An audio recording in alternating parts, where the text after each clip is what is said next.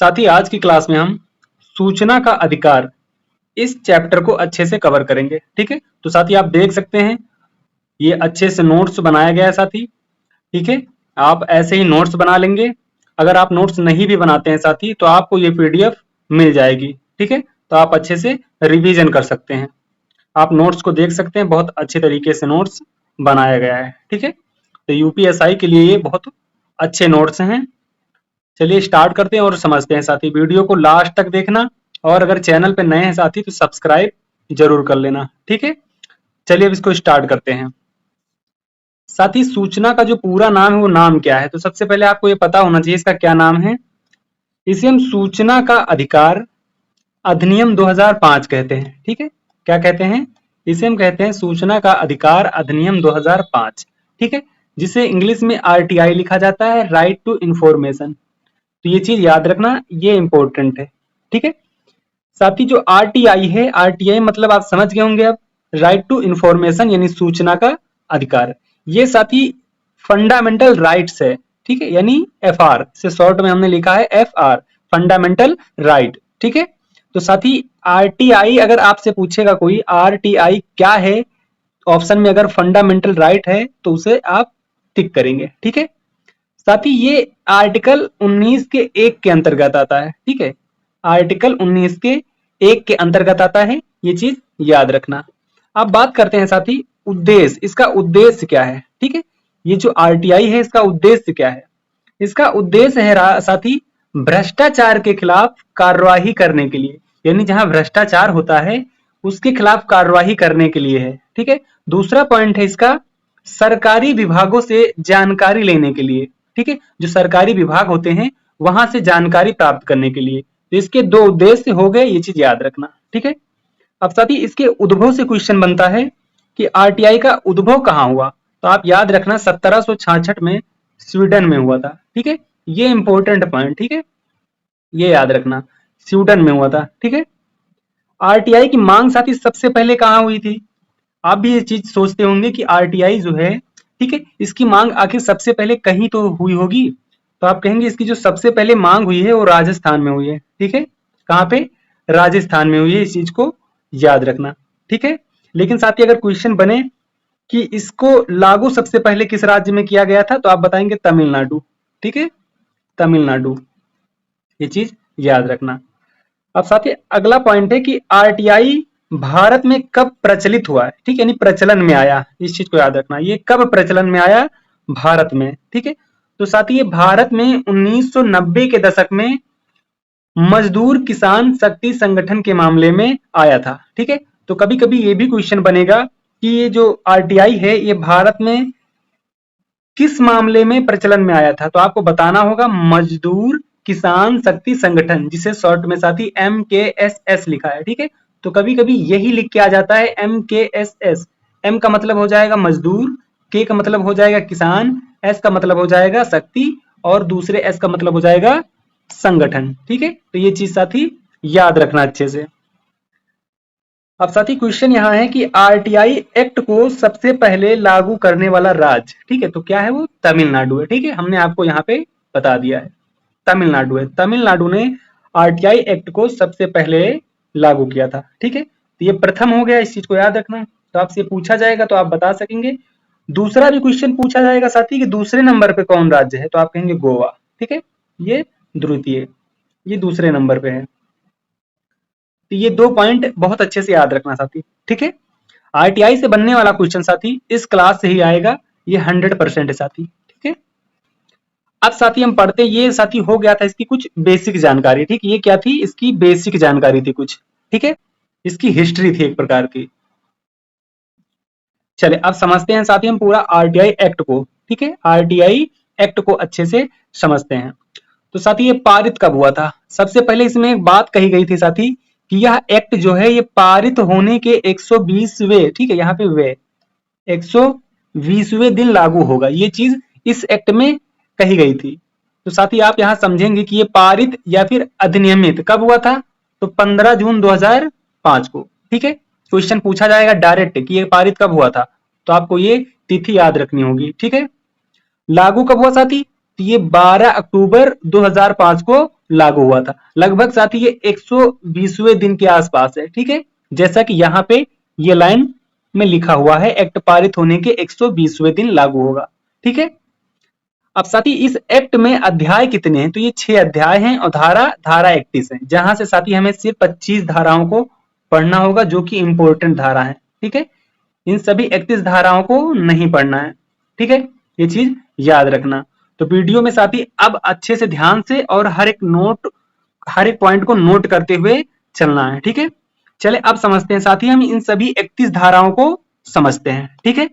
चले स्टार्ट करते हैं साथी। सेक्शन 1 साथी, एस का मतलब आप समझ गए होंगे अगर आपने पहले की क्लासें की हैं कि एस को हम सेक्शन लिखते हैं, ठीक है, यानी धारा। तो धारा 1 में साथी संक्षिप्त नाम की बात की गई है, विस्तार की बात की गई है, प्रारंभ की बात की गई, किसके, एक्ट की, ठीक है, एक्ट की। तो इसका संक्षिप्त नाम क्या है साथी, आपने ऊपर इसको अच्छे से पढ़ा, इसका संक्षिप्त नाम क्या है, सूचना का अधिकार अधिनियम 2005, ठीक है। तो आपसे एग्जाम में पूछेगा इसका संक्षिप्त नाम क्या है, तो आप बताएंगे, और पूछेगा किस धारा में है, तो धारा 1 बताएंगे। इसका विस्तार की बात करें साथी, तो इसका विस्तार पूरे भारत पर है, ठीक है, पूरे भारत में, ठीक है, पूरे भारत में। और प्रारंभ को हमने अच्छे से कवर कर लिया साथी, ठीक है। तो ये चीज याद रखना, सेक्शन 1 धारा 1। अब साथी हम यहाँ धारा 2 की बात करते हैं। धारा 2 परिभाषा की बात करता है, ठीक है। तो साथी धारा 2 के जितने भी खंड जो है आप कहेंगे धारा ए या फिर धारा ई, ठीक है, धारा ए ई, इस प्रकार से जितने खंड है साथी सब परिभाषाओं की बात करते हैं, ठीक है। तो धारा जो 2 है इसमें परिभाषा की बात की गई, किसकी, एक्ट की, ठीक है। यानी आगे इस एक्ट में जो भी परिवर्तन होगा, जो भी इसकी भाषा बनेगी, परिभाषा जिसको इसकी बनेगी, वो सब इसी एक्ट के यानी इसी धारा के अंतर्गत आएगी, ठीक है, ये चीज याद रखना। अब हम बात करते हैं साथी धारा 2 का ए, ठीक है, धारा 2 का ए। इसमें साथी समुचित सरकार की बात की गई है, ठीक है, समुचित सरकार के विषय में बताया गया है धारा 2 में। धारा 2 में साथी ये जो समुचित सरकार है किसे कहते हैं, तो हम कहेंगे जो विधि द्वारा साथी स्थापित हुई हो या फिर संवैधानिक तरीके से निर्वाचित हुई हो। केंद्र तथा राज्य सरकार को ही समुचित सरकार कहा जाता है, यानी वो विधि द्वारा स्थापित हुई हो या फिर संवैधानिक तरीके से निर्वाचित हुआ केंद्र हो वो या राज्य सरकार हो, वही समुचित सरकार कहलाती है। यानी कि केंद्र सरकार हो या राज्य सरकार हो, वो विधि द्वारा स्थापित होनी चाहिए और संवैधानिक तरीके से निर्वाचित होनी चाहिए, तब उसे हम समुचित सरकार कहेंगे, ठीक है। ये हमें धारा 2 का ए बताता है, इस चीज को याद रखना। अब धारा 2 का ई पढ़ेंगे साथी, धारा 2 का ई, इसमें सक्षम प्राधिकारी की बात की गई है। सक्षम प्राधिकारी साथी, सक्षम प्राधिकारी क्या होता है, तो आप कहेंगे सक्षम प्राधिकारी के बारे में आप एक पॉइंट नोट करना साथी, ठीक है, कि कौन कौन होगा सक्षम प्राधिकारी, ठीक है, सक्षम प्राधिकारी कौन कौन होगा। तो आप एक चीज यहां पे ध्यान देना कि लोकसभा के मामले में लोकसभा अध्यक्ष होगा, ठीक है। सक्षम प्राधिकारी कौन कौन होगा, तो लोकसभा के मामले में लोकसभा अध्यक्ष होगा और विधानसभा के मामले में विधानसभा अध्यक्ष होगा और उच्चतम न्यायालय के मामले में भारत का मुख्य न्यायाधीश होगा साथी, ठीक है। जब बात उच्चतम न्यायालय की आएगी तब फिर भारत का मुख्य न्यायाधीश सक्षम प्राधिकारी होगा, ठीक है। अगला है कि उच्च न्यायालय के मामले में साथी, तो आप कहेंगे उच्च न्यायालय का मुख्य न्यायाधीश होगा, ठीक है। उच्च न्यायालय का कौन होगा, मुख्य न्यायाधीश होगा, इस चीज को अच्छे से याद रखना साथी, ठीक है, कौन होगा, मुख्य न्यायाधीश होगा।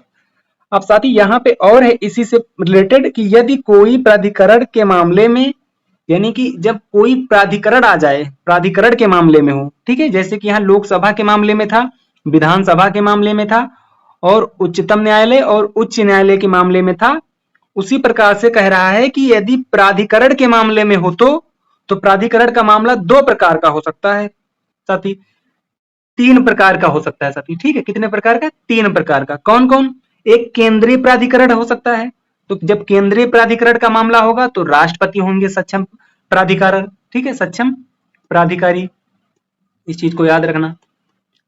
और यदि राज्य का प्राधिकरण है, राज्य का मामला है साथी, तो फिर राज्यपाल होगा। और यदि यूटी का ये प्राधिकरण है, यानी यूटी का ये मामला है साथी, तो प्रशासक होगा यूटी का, ठीक है, यूटी का जो प्रशासक होगा वही होगा, क्या होगा, सक्षम प्राधिकारी। ठीक है, तो ये चीज साथी आप समझ गए होंगे। ये धारा 2 के ई में है। ठीक है, तो काफी इंपॉर्टेंट ये धारा है, इसको अच्छे से आप कवर कर लेना साथी। ठीक है, अब चलिए धारा 2 के एफ के बारे में समझते हैं। इसमें साथी सूचना की परिभाषा दी गई है कि सूचना की परिभाषा मतलब सूचना किसे कहते हैं। ठीक है, तो इसमें क्या क्या शामिल है इस चीज को याद रखना। सूचना के अंतर्गत शामिल है क्या क्या, तो कोई भी इलेक्ट्रॉनिक, ठीक है, कोई भी इलेक्ट्रॉनिक शामिल है। कोई भी इलेक्ट्रॉनिक में क्या क्या, दस्तावेज हो सकता है, ज्ञापन हो सकता है, ईमेल, मत, सलाह, परिपत्र, इस प्रकार से रिपोर्ट, नमूने, डेटा संबंधित जानकारी आदि। ठीक है, ये सारे इसके अंतर्गत आते हैं इलेक्ट्रॉनिक के। ठीक है, ये हो सकता है सूचना, यानी आप इन सभी सूचनाओं को पढ़ना अच्छे से। ठीक है, दूसरा पॉइंट, किसी प्राइवेट कंपनी की जानकारी भी सूचना में आती है, यानी आप किसी भी प्राइवेट कंपनी की सूचना प्राप्त कर सकते हैं, लेकिन वह कंपनी जो है वो सरकारी अधिकारी या संस्था के दायरे में आती हो। ठीक है, तो ये 2 पॉइंट याद रखना, ये 2 पॉइंट धारा 2 के एफ में आता है। ठीक है, अब साथ ही हम धारा 2 का एच पढ़ेंगे। साथ ही हमने पहले ही बताया है कि ये धारा जो 2 है, सेक्शन 2, ये काफी इंपॉर्टेंट है। ठीक है, इसे जरूर पढ़ लेना। अगर यहां से क्वेश्चन बनता है साथी आरटीआई से, तो यहां से पूछने के बहुत ज्यादा चांस हैं। ठीक है, अब साथी हम देखेंगे धारा 2 के एच में लोक प्राधिकारी की परिभाषा। साथी ये लोक प्राधिकारी क्या है, तो इसके बारे में हम समझते हैं। लोक प्राधिकारी साथी कौन हो सकता है, कौन हो सकता है, तो हम कहेंगे कोई प्राधिकारी हो सकता है। ठीक है, जिसके बारे में अभी हमने पढ़ा था। ठीक है, कोई प्राधिकारी हो सकता है, या कोई निकाय हो सकता है, या संस्था, या फिर कोई गैर सरकारी संगठन जिसे हम एनजीओ कहते हैं। ठीक है, एनजीओ, तो कोई गैर सरकारी संगठन लोक प्राधिकारी हो सकता है, लेकिन साथी कुछ शर्त हैं। वो शर्त कौन कौन सी हैं, शर्त यह है साथी कि कोई प्राधिकारी हो, या कोई निकाय हो, या कोई संस्था हो, या कोई एनजीओ हो, वो पीए मतलब साथी पब्लिक अथॉरिटी यानी कि लोक प्राधिकारी होगा जब वह संविधान या संसद या विधान मंडल या सरकार द्वारा गठित किया गया हो। ठीक है, यानी इनके द्वारा अगर वो गठित किया गया है तब वो लोक प्राधिकारी हो सकता है। ठीक है, एनजीओ के बारे में साथ एक चीज याद रखना कि एनजीओ के मामले में ये सरकार के नियंत्रण में हो, यानी जो एनजीओ है वो सरकार के नियंत्रण में होगी, तभी लोक प्राधिकारी हो सकता है। ठीक है, ये कितने इंपॉर्टेंट पॉइंट है साथी आप जान सकते हैं, इनको जरूर दोबारा पढ़ना। ठीक है, मोस्ट इंपॉर्टेंट पॉइंट है ये। चले साथी अब धारा 2 के जे को समझते हैं। धारा 2 के जे को समझते हैं। सूचना के अधिकार की परिभाषा की बात की गई है। ठीक है, सूचना के अधिकार की, तो क्वेश्चन बनेगा कि सूचना के अधिकार की परिभाषा किस धारा के अंतर्गत आती है, तो आप धारा 2 का जे कहेंगे। ठीक है, याद रखना, इसको याद रखना अच्छे से। अब हम साथी पढ़ेंगे धारा 3। ठीक है, यानी हमारी धारा 2 जो है वो कंप्लीट हो गई। धारा 3 को पढ़ेंगे। इस धारा के अंतर्गत यह बताया गया है कि सूचना का अधिकार प्रत्येक भारतीय को प्राप्त है। ठीक है, प्रत्येक भारतीय को प्राप्त है, और कोई भी नागरिक आरटीआई के तहत सूचना की मांग कर सकता है। ठीक है, यानी आरटीआई के तहत कोई भी नागरिक सूचना की मांग कर सकता है, ये धारा 3 के अंतर्गत आता है। ठीक है, ये चीज याद रखना, कोई भी नागरिक होगा जो भारतीय होगा, ठीक है, वो मांग कर सकता है, क्योंकि साथ ही ये विदेशी नागरिकों को नहीं प्राप्त है। ठीक है, ये नोट करके लिखा हुआ है, ये अधिकार विदेशी नागरिकों को नहीं प्राप्त है। ठीक है, तो ये सारा जो है ये धारा 3 के अंतर्गत आता है। ठीक है, ये भी याद रखना। अब बात करेंगे साथी धारा 4 की। धारा 4 जो है साथी वो लोक प्राधिकारियों की बाध्यताओं से संबंधित है। अभी हमने क्या किया, अभी हमने लोक प्राधिकारियों के बारे में पढ़ा। ठीक है, लोक प्राधिकारियों को हमने जाना। ठीक है, अब इनकी बाध्यताएं समझते हैं। ठीक है, इनकी बाध्यताएं क्या क्या है, यानी ये कार्य करने जरूरी होंगे, इनके लिए अनिवार्य होंगे, इनको करना ही पड़ेगा। ठीक है, बाध्यताएं हैं इनके लिए, बाध्य हैं ये। तो कौन कौन से कार्य हैं, तो आप कहेंगे डॉक्यूमेंट्स यानी कि जानकारियां। डॉक्यूमेंट्स को सुव्यवस्थित ढंग से हर समय सूचना देने के लिए तैयार रखना होगा, ये बाध्य है, इनको करना ही पड़ेगा। ठीक है, इनको करना ही पड़ेगा। डॉक्यूमेंट्स को इलेक्ट्रॉनिक रूप से भी सेव करना होगा। ठीक है, यानी 2 प्रकार से ये काम इनको करने होंगे। इलेक्ट्रॉनिक में क्या क्या है साथी, अभी आपने अच्छे से पढ़ा है, ठीक है। अगर ध्यान से पढ़ा होगा तो बहुत सारे चीजें थी आपने वहां पे देखा होगा, ठीक है। तो ये धारा 4 के अंतर्गत आता है, याद रखना धारा 4 भी कंप्लीट हो गई। अब धारा 5 को पढ़ेंगे साथी। धारा 5 के अंतर्गत क्या आएगा? लोक सूचना अधिकारियों के पद नाम, ठीक है। ये जो लोक सूचना अधिकारी हैं, ठीक है, इनके पद नाम की बात करेंगे। तो पद नाम क्या क्या साथी? यानी इसमें लोक सूचना अधिकारी के बारे में बताया गया है। यानी कि इस धारा के तहत लोक प्राधिकारी, ठीक है, जिसे अभी हमने पढ़ा, ये अपने अधीन कार्यालयों में केंद्रीय लोक सूचना अधिकारी को और राज्य लोक सूचना अधिकारियों को तैनात करेंगे, ठीक है। ये जो लोक प्राधिकारी है, ये क्या करेगा? अपने अधीन कार्यालयों में केंद्रीय लोक सूचना आयोग, जो केंद्र लेवल पे है, ठीक है, जो केंद्र लेवल पे है, तो केंद्रीय लोक सूचना अधिकारी और राज्य लोक सूचना अधिकारी जो राज्य लेवल पे है, ठीक है, इनको क्या करेगा? वो तैनात करेगा, ठीक है। और साथ ही इनकी संख्या कितनी हो सकती है? तो जितनी आवश्यक हो उतनी, ठीक है, जितनी आवश्यक हो उतनी। तो साथ ही ये धारा 5 भी आपकी कंप्लीट हो गई, ठीक है, याद रखना। साथ ही यही चीज किताबों में काफी लंबी लिखी हुई है, ठीक है, और बहुत ज्यादा ही कठिन शब्दों में लिखा हुआ है, तो आप यहाँ बहुत अच्छे से और आसानी से पढ़ सकते हैं साथी। अब बात करते हैं साथी धारा 6 की, जो कि मोस्ट इंपोर्टेंट है, ठीक है। इसमें आरटीआई द्वारा सूचना मांगने का अनुरोध है, ठीक है, यानी इसमें आप आवेदन कर सकते हैं। इसके माध्यम से जो आपकी धारा 6 है, इसके माध्यम से आप क्या कर सकते हैं? आवेदन कर सकते हैं, अर्थात आरटीआई द्वारा सूचना मांग सकते हैं आप, ठीक है। यानी सूचना मांगने का जो अधिकार है वो साथी धारा 6 के अंतर्गत आता है, ठीक है। तो धारा 6 में साथी समझो इसको अच्छे से कि यदि कोई आरटीआई के माध्यम से सूचना चाहता है तो आवेदन कर सकता है, ठीक है। बस साथी इसके लिए शुल्क देना होता है। तो शुल्क कितना है? तो 10 रुपये, ठीक है। आवेदन शुल्क कितनी है? 10 रुपये। अच्छा साथी, आवेदन करेगा तो कैसे करेगा? तो आप कहेंगे लिखित रूप में या इलेक्ट्रॉनिक फॉर्मेट में किया जा सकता है, ठीक है। आवेदन की भाषा क्या होगी साथी? तो आप सबको पता है, हिंदी हो सकती है या इंग्लिश। अगर आप किसी राज्य से, मान लो आप जिस राज्य से आते हैं, तो उस राज्य की राजभाषा भी हो सकती है, ठीक है। यदि मान लो आपको हिंदी इंग्लिश नहीं आती है, तो आप अपने राज्य से संबंधित जो राज्य भाषा है उसमें भी आप अपना आवेदन कर सकते हैं, ठीक है। आवेदन शुल्क 10 रुपये, ये चीज आपको पता है। तो साथी ये धारा 6 भी आपकी कंप्लीट हो गई है, याद रखना। साथी वीडियो अच्छी लग रही हो तो शेयर करना और कमेंट करके साथी जरूर बताना कि वीडियो कैसी लगी। साथी हम दूसरी वीडियो जब लाएंगे उसमें और अच्छा करने की कोशिश करेंगे, ठीक है। अब साथी हम धारा 7 को समझेंगे। साथी इसमें अनुरोध का निपटारा, यानी अनुरोध मतलब साथी जो आपने आवेदन किया था, ठीक है, आवेदन, इसका निपटारा, यानी ये चीज आवेदन जो आपने किया है उस सूचना के लिए, वो आपको सूचना दे दे, कितने दिन में दे देंगे, क्या करेंगे, उसका निपटारा कितनी जल्दी करेंगे, ये चीज धारा 7 में बताई गई है। तो कहेंगे आवेदन के 30 दिन के भीतर जानकारी देना जरूरी है, लेकिन यदि मामला किसी के जीवन या फिर स्वतंत्रता से संबंधित है तो 48 घंटे के भीतर जानकारी देना जरूरी है। ये चीज याद रखना, ठीक है। यानी ऐसे नॉर्मली तो 30 दिन के भीतर वो अधिकारी आपको जानकारी दे देगा। यदि मान लो आप किसी कार्यालय में गए और जानकारी के लिए आपने आवेदन किया, तो उस आवेदन के 30 दिन के भीतर आपको वो अधिकारी जानकारी दे देगा, ठीक है, इसलिए देना जरूरी होगा। लेकिन यदि मामला कुछ ऐसा है जो जीवन से संबंधित है या फिर स्वतंत्रता से संबंधित है, तो वो अधिकारी आपको 48 घंटे के भीतर जानकारी देगा, ठीक है। लेकिन साथ ही यहाँ एक पॉइंट है, यदि 30 दिन के भीतर सूचना अधिकारी जो है वो जानकारी नहीं देता है, जो सूचना अधिकारी है वो 30 दिन के भीतर जानकारी नहीं देता है, तो आवेदन जो आपने किया था वो रिजेक्ट कर दिया है, यह माना जाएगा, ठीक है। यानी उस अधिकारी ने ये रिजेक्ट कर दिया है, ये मान लिया जाएगा, ठीक है।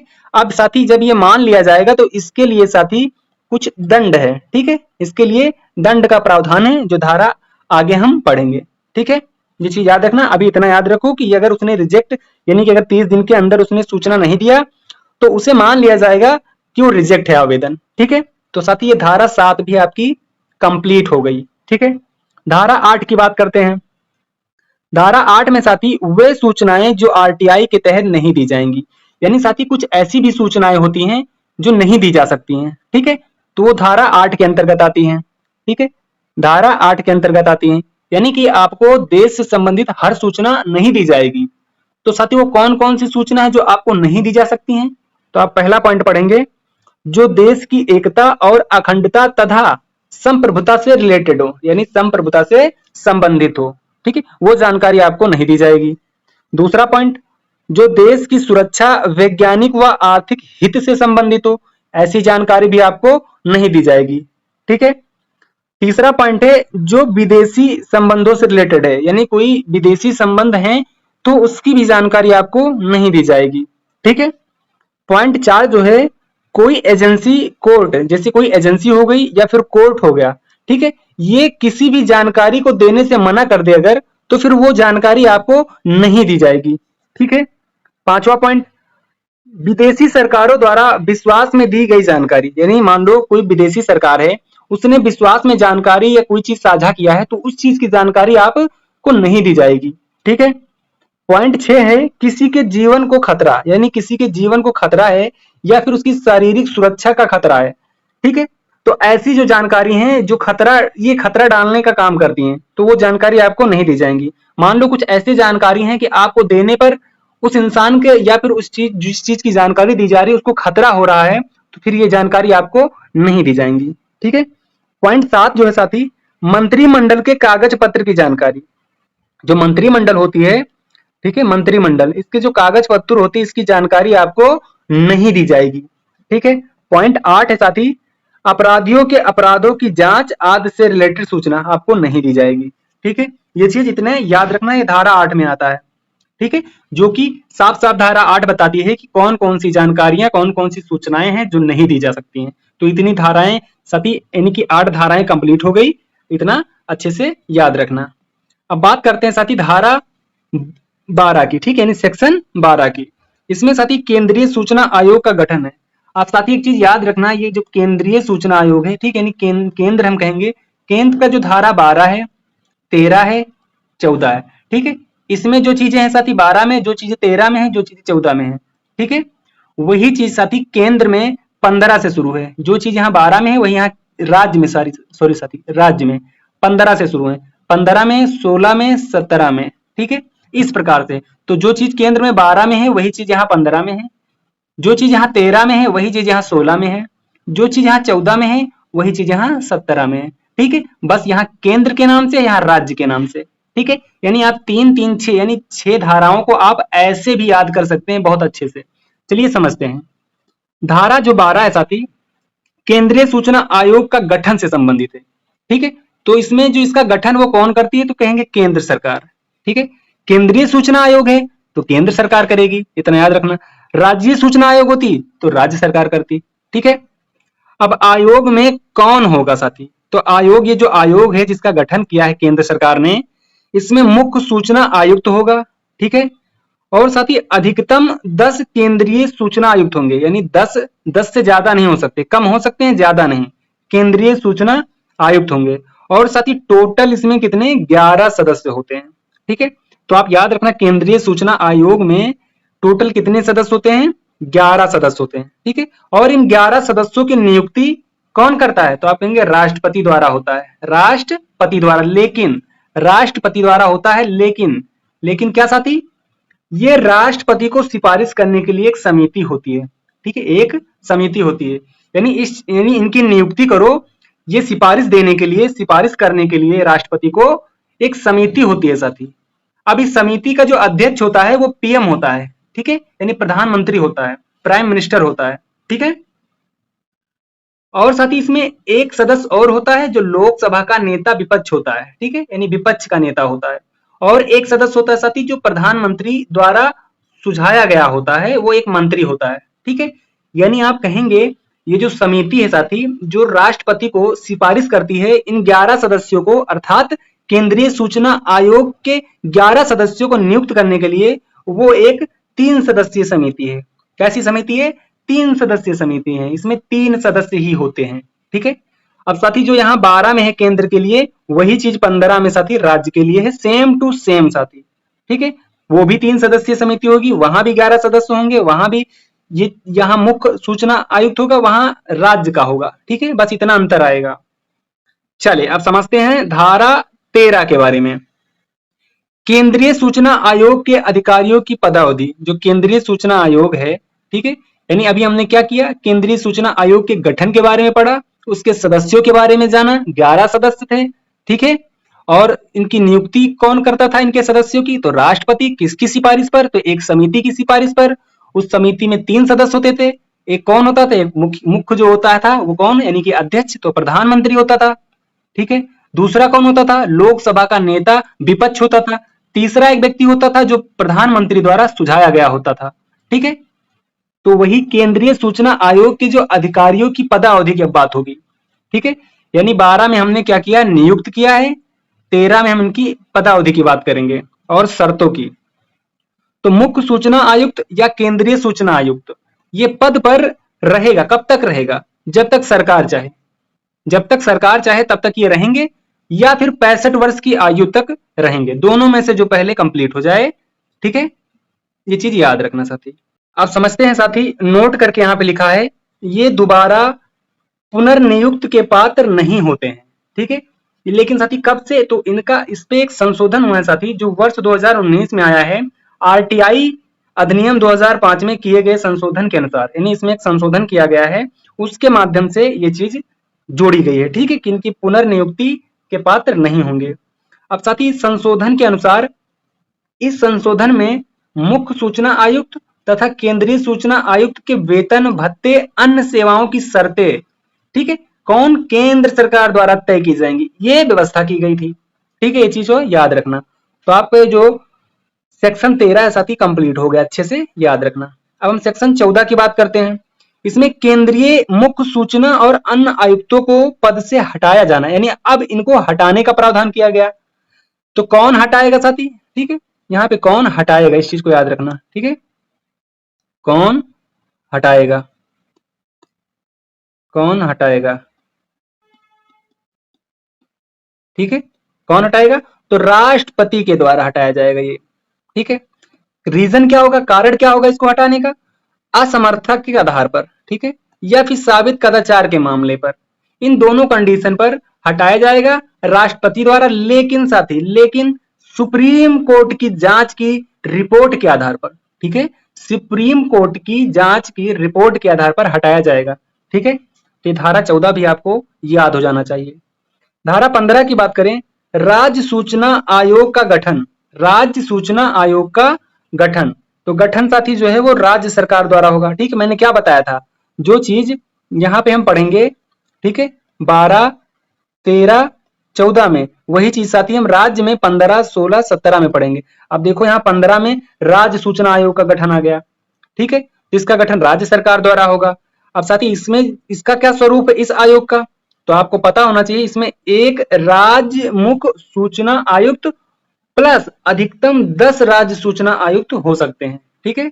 एक तो मुख्य राज्य सूचना आयोग होगा, आयुक्त होगा साथी, ठीक है, आयोग नहीं आयुक्त, ठीक है, आयुक्त होगा, और अधिकतम साथी हो सकते हैं राज्य सूचना आयुक्त, तो अधिकतम कितना है 10, ठीक है, इससे ज्यादा राज्य सूचना आयुक्त नहीं होंगे, ठीक है। तो टोटल इसमें सदस्य कितने हुए, 11 हो गए, ठीक है, यहां पर भी 11 हुआ। इनकी नियुक्ति कौन करेगा, राज्यपाल द्वारा होगा, ठीक है, कौन करेगा, राज्यपाल करेगा, इस चीज को याद रखना। अब राज्यपाल साथी जो करेगा ये सिफारिश पर करेगा, ठीक है, किसकी सिफारिश पर, तो एक समिति होगी साथी, उसकी सिफारिश पर, उसकी सिफारिश। तो इस समिति में जो साथी होगा, अध्यक्ष कौन होगा, तो सीएम होगा, जैसे वहां पे पीएम था, यहाँ पे सीएम है, वहां पे पीएम था। इसमें भी एक सदस्य होगा जो विधानसभा का नेता विपक्ष होगा, ठीक है, वहां लोकसभा का नेता विपक्ष था, यहाँ विधानसभा का नेता विपक्ष होगा। साथ ही एक और सदस्य होगा जो सीएम के द्वारा नामित एक मंत्री होगा, वहां पीएम के द्वारा साथ ही नामित एक मंत्री था, इस चीज को याद रखना अच्छे से, ठीक है। अब हम धारा 16 की बात करते हैं। 16 में साथी राज्य सूचना आयोग के संबंध में पदावधि और शर्तें हैं, ठीक है, यहाँ राज्य सूचना आयोग के संबंध में पदावधि और शर्तों की बात की गई है। तो साथी इनकी कार्यकाल की बात करें तो वैसे इसमें भी कार्यकाल है, राज्य मुख्य सूचना आयुक्त या राज्य सूचना आयुक्त, ठीक है, 65 वर्ष या केंद्र सरकार द्वारा तय की गई हो, जो यानी जो केंद्र सरकार ने तय किया हो वो हो सकता है, या फिर 65 वर्ष हो सकता है, ठीक है। इनको भी दोबारा नियुक्त नहीं किया जाता है, इस चीज को याद रखना। तो साथी ये मोस्ट इंपोर्टेंट है, जो 12 से 12, 13, 14, 15, 16। ठीक है, इनको याद रखना। और यहाँ से साथी बहुत अच्छे से क्वेश्चन पूछा जाता है। ठीक है, एक यहाँ पे साथी और है। ठीक है, एक है इसमें 17। ठीक है, एक यहाँ पे क्या है, इसको हम कैसे फिर से लिखते हैं। ठीक है, इसको याद कर लेना अच्छे से। 12 हो गया, 13 हो गया, 14, 15, 16, 17। ये 17 हो गया। यहाँ से आप ऐसे काट सकते हैं। ठीक है, ये केंद्र से हो गया, ये केंद्र से हो गया, और ये राज्य से। इतना याद रखना। ठीक है, अब चलिए धारा 17 की बात करते हैं। राज्य मुख्य सूचना आयुक्त या राज्य सूचना आयुक्त को हटाया जाना। अब इनको हटाने का जो सिस्टम है वो क्या है, तो इनको कौन हटाएगा, तो आपको पता होना चाहिए इनको हटाएगा कौन, राज्यपाल हटाएगा, राज्यपाल, लेकिन सुप्रीम कोर्ट की जांच के रिपोर्ट के बाद। ठीक है, सुप्रीम कोर्ट की जो जांच होगी उसकी जो रिपोर्ट आएगी उसके बाद राज्यपाल हटाएगा। ठीक है, रीजन क्या होगा साथी हटाने का, इसका साबित कदाचार जो केंद्र के लिए था, और असमर्थता का मामला हो तब। इतना याद रखना। धारा 18 की बात करते हैं तो आयोग केंद्र एवं राज्य की शक्तियों और कार्य, यानी कि साथी अब जो धारा 18 है यहाँ पे केंद्र और राज्य दोनों को मिक्स कर दिया है और इनकी शक्ति और कार्य की बात की गई है। ठीक है, यानी आयोग जो है, आयोग केंद्र का भी हो सकता है, राज्य का भी हो सकता है, तो इनकी शक्तियों और कार्य की बात की गई है। ठीक है, तो धारा 18 में इसको ऐसे भी याद रखना। ठीक है, बहुत अच्छी ट्रिक बन जाएगी साथी आपकी, यहां से याद कर लेना, बहुत अच्छी ट्रिक बन जाएगी आपको। देखो 12 हो गया साथी, 13 हो गया, 14 हो गया, 15 हो गया, 16 हो गया, 17 हो गया। ठीक है, ये ट्रिक याद रखना साथी। ये क्या ट्रिक बनेगी कि 12, 13, 14 तक केंद्र हो गया, 15, 16, 17 तक राज्य हो गया, और 18 में साथी ये दोनों हो गए, 18 में दोनों हो गए और दोनों की शक्तियों और कार्य की बात की गई। ठीक है, बहुत अच्छा ट्रिक है, इसको याद रखोगे तो बहुत अच्छे से यहाँ से क्वेश्चन बनेगा, तो बहुत अच्छे से आप उस क्वेश्चन को कर पाएंगे। ठीक है, अब साथी हम धारा 19 की बात करते हैं जिसमें अपील। अब हम आपको बताएंगे साथी कि जो अधिकारी था जो सूचना 30 दिन के अंदर नहीं दिया था और वो क्या हुआ था, रिजेक्ट मान लिया गया था आवेदन, अब यहाँ पे अपील करेंगे, आप अपील कर सकते हैं। तो आप समझो यहाँ पे इस धारा के अंतर्गत यदि लोक सूचना अधिकारी सूचना 30 दिन के भीतर नहीं देता है या फिर सूचना देने से मना करे, ठीक है, वो मना कर दे। देखो ये कंडीशन है, 30 दिन के भीतर नहीं देता है तो क्या होता था, रिजेक्ट मान लिया जाता था। तो उसी के लिए यहाँ पे क्या है, अपील की व्यवस्था की गई है, फिर बीच में दंड की व्यवस्था है। तो पहले हम अपील समझते हैं। अगर सूचना अधिकारी 30 दिन के भीतर सूचना नहीं देता है या फिर सूचना देने से मना करता है तो आप पहली अपील करेंगे। ठीक है, पहली अपील कैसे करेंगे, मना करने या तय समय सीमा पूरा होने की तारीख से 30 दिन के भीतर। ठीक है, तब आप पहली अपील कर सकते हैं। किसके पास करोगे, तो आप कहेंगे लोक सूचना। देखो ये लोक सूचना अधिकारी तो है ही है, इसने आपको सूचना देने से मना कर दिया है। ठीक है, तो आप जो अपील करेंगे इससे ऊपर के रैंक के अधिकारी से करेंगे। ठीक है, इससे तो करेंगे नहीं, इससे जो बड़ा अधिकारी होगा उससे करेंगे। तो वही चीज यहां कही गई है, किसके पास करोगे, तो लोक सूचना अधिकारी से बड़ी रैंक के अधिकारी के पास करेंगे इसका शिकायत। ठीक है, यानी कि पहली अपील। ठीक है, अब साथी अगर मान लो उसके बाद भी ये भी अधिकारी नहीं सुन रहा है, ठीक है, तो आप दूसरी अपील करेंगे। दूसरी अपील जो होगी वो मना करने अर्थात तय समय सीमा पूरी होने की तारीख से 90 दिन।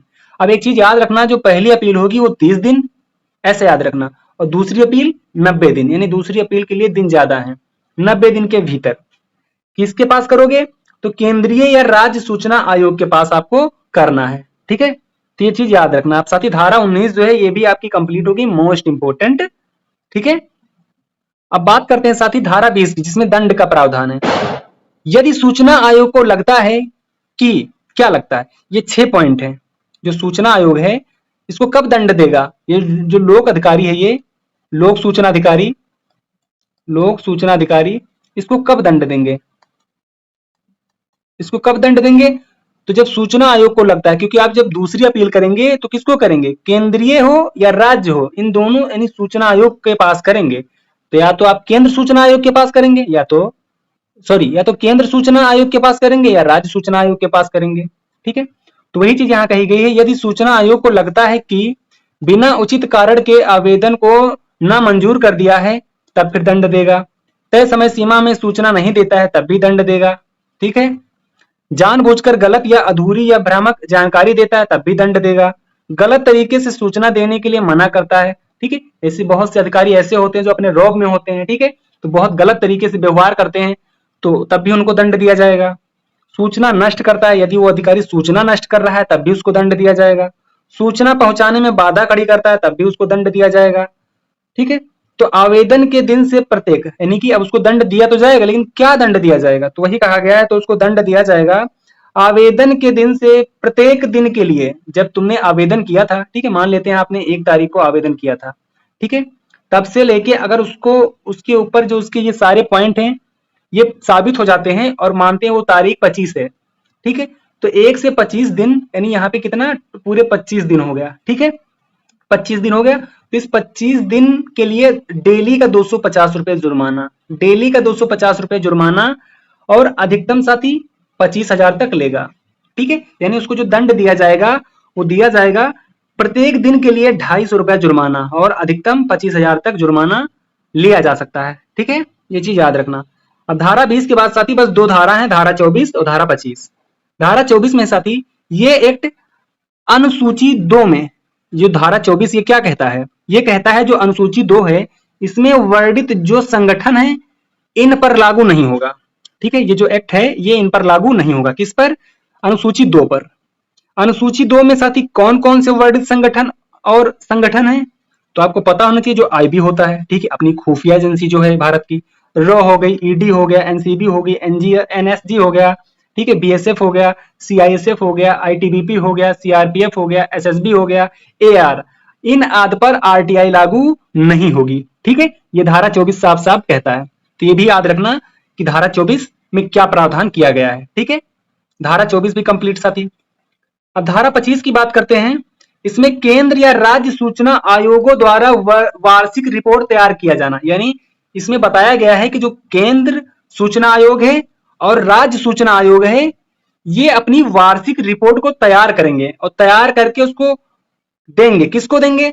समुचित सरकार को देंगे। समुचित सरकार क्या है? जिसे हमने पढ़ा था धारा 2 के ए के अंतर्गत, ठीक है, जो संवैधानिक तरीके से निर्वाचित हुई हो उसे हम समुचित सरकार कहते हैं। वो राज्य की हो सकती है, वो केंद्र की हो सकती है। ठीक है, तो ये समुचित सरकार को अपनी रिपोर्ट पेश करेंगे। तो साथ ही जो आरटीआई एक्ट है ये बहुत अच्छे से कंप्लीट हो गया है।